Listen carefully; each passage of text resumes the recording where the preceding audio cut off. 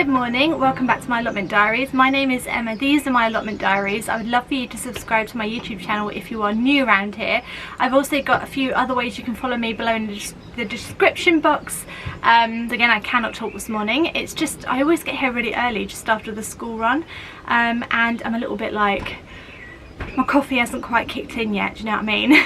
It's not the nicest day today. It's actually going to rain later, which is great for our plants because we did have a very dry April, but it's not so good for the slugs and snails who love to come out when it rains, and also it's not great because well, it's just miserable, isn't it? I want it to be sunny.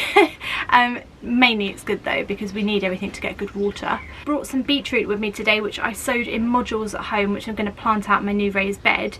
I do have some beetroot that I've direct sowed over there. Some of them have come up, some of them have been eaten, so I've got some more to put in as well because I really want beetroot this year and I didn't get it last year. What is that bird? And yeah, I'm just going to do some tidying up on the plot today. I think it needs a good tidying. I'm going to check on my tomatoes, which I didn't do last time. My pumpkins are all alive. You will not believe the absolute relief that they haven't been all eaten up by snails. I'm so happy and relieved. I do have some more at home just in case they do. But anyway, let's have a look at what needs to be done today to assess the situation. Such a beautiful time of year because obviously everything is starting to really come into its own and be full bloom and just look really beautiful, but also we start to get a lot of overgrowth and weeds. And then over here in the pond, I mean, look at the pond area, that needs some attention today, definitely. I mean, it's great for a pond to be overgrown and stuff because obviously the creatures like to hide, but when you can't actually see the water, I don't know if there's any water in there. I haven't been topping it up because I couldn't actually get to it, so I'm gonna clear this. I think this might be the first job actually.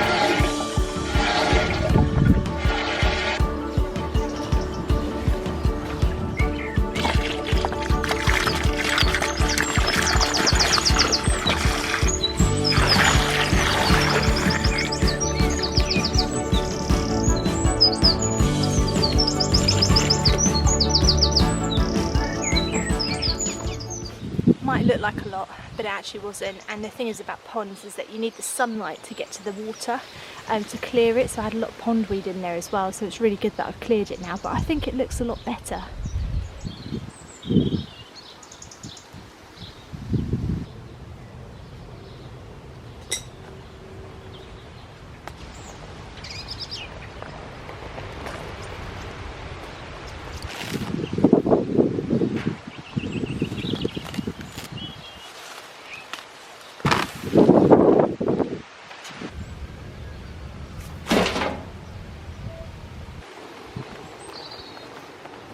Oh, I forgot how many weeds you can actually get in an allotment plot, and it can feel really disheartening when you're just going around and you just feel like you're just pulling up hundreds and hundreds of weeds. Like, it's so boring. Some people find it really therapeutic, but I hate it. I think the trick, and there isn't really a trick as such, but I think it's just to do it little and often and just to get here as much as you can and just keep pulling them up basically so it doesn't become so overgrown. The thing is in at this time of year, especially when it's really nice weather and you have rain, they just come up like weeds, really. Weeds come up like weeds, and it can just get overwhelming, so just take it one bed at a time, do as much as you can, but Yeah, I know, it is frustrating. I have no other words of advice other than that, really. Just wanted to show you my onions and garlics, which are doing really well. Some of them have fallen down. I don't know why they've been falling down. See what I mean? Where some of them have sort of like started to collapse on themselves and stuff. I think the wind has blown some of them down or something, but they're looking really good.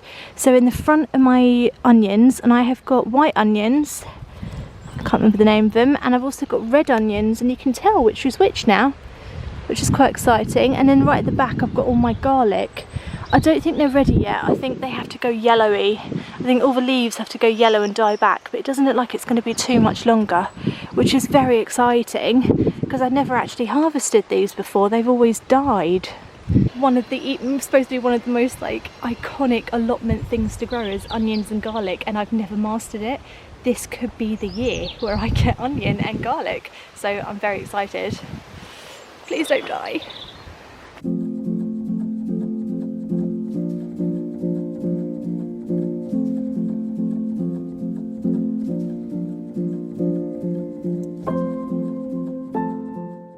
So I'm going to sow out my beetroot now, which I grew in modules. Here it is, looking beautiful. They got a little bit crushed on the journey here because I bought them in a plastic bag, but I think they'll be all right. And I'm going to water them first, and they're going to go in my new raised bed. I'll show you some of the beetroot that's coming up that I direct sowed first actually. Let's go and take a look at it, because some of it's come up and I don't know if some of it's just been eaten or just not germinated, but anyway, I'll show you.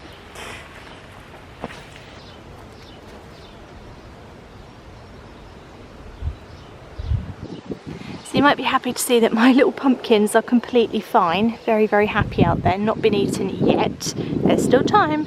And my beetroot is just behind it, and I can see that, yeah, some of it has been eaten by slugs and snails. Maybe that's where it all went. But there was a great big row here and a great big row here, and you can see a lot of them are missing, which I was kind of expecting. That's why I've sown more in modules at home. So I'm going to leave that anyway, because if it lives, it lives. I get more beetroot, and if it dies, it dies, and the slugs are happy. Win-win for everyone if I can get some beetroot growing over there, because then I get beetroot too. As long as I get one, I'll be quite happy this year.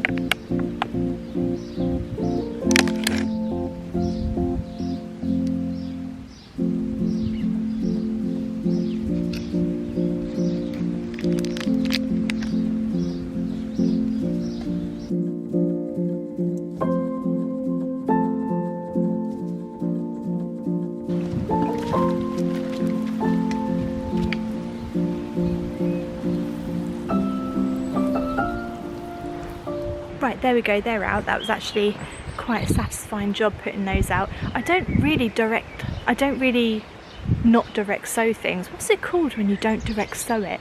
You know, sow it beforehand in modules and then plant it out. I haven't really done that before, but it's actually quite satisfying, because at least I actually get to see them growing in the ground before the slugs eat them. Whereas when you direct sow, you just come back and there's just stalks. Do you know what I mean? But this is actually quite nice to see. Bed's filling up really nicely now.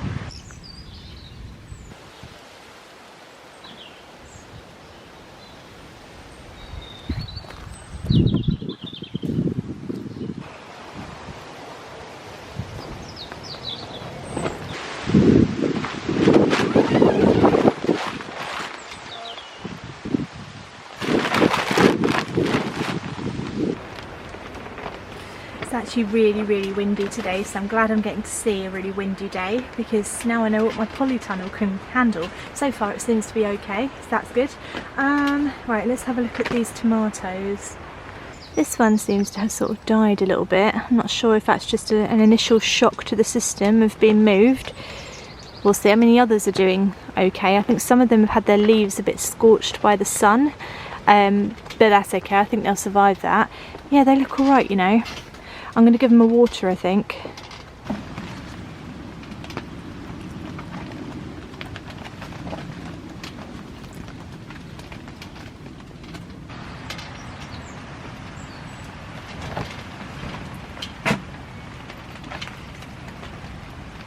Doing pretty well in here actually, you know, like sturdy wise, considering half of it's held up with hairbands. But yeah, it's alright, you know. Fingers crossed, eh? Please don't blow away.